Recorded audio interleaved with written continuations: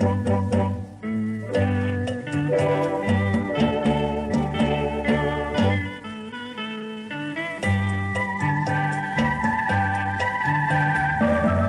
រាន់តែឃើញកាលណាជួបជុំនេត្រាយដួងចិនដាលួចអាឡ័យនឹងមិនភ្លេចមិនភ្លេចភ្លេចទាំងរាល់ថ្ងៃសំដី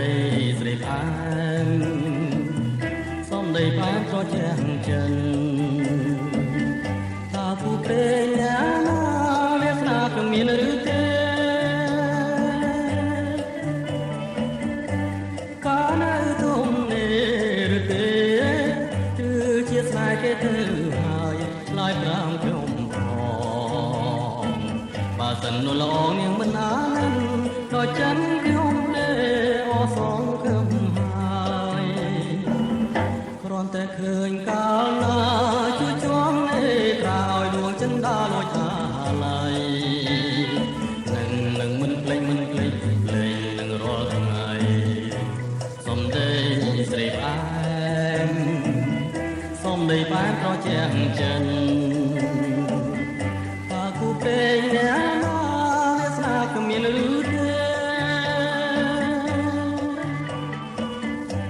កាលនៅទុំនេះទេគឺជាស្នេហ៍គេទៅហើយឆ្លើយប្រាំខ្ញុំផងបើសិននោះល្អនាងមិនអានដល់ចិនខ្ញុំទេអសងខ្ញុំ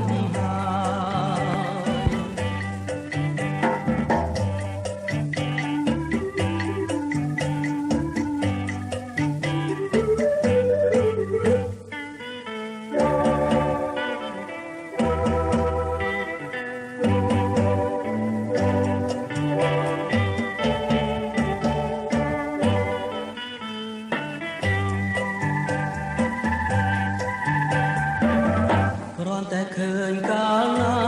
ជួយជាប់នេត្រាឲ្យដួងចិនដាលួចអាឡ័យនឹងមិនភ្លេចមិនភ្លេចភ្លេចនឹងរាល់ថ្ងៃសំដីស្រីផ្អែមសំដីបានប្រចាំងចិនថាគូព្រេងណាអ្នកស្នាគ្មានឬទេកាលនៅទុំនេះទេឬជាស្នេហ៍គេទៅហើយឆ្លើយប្រាំខ្ញុំផងបើសិននោះល្អនាងមិនអានដល់ចិនខ្ញុំ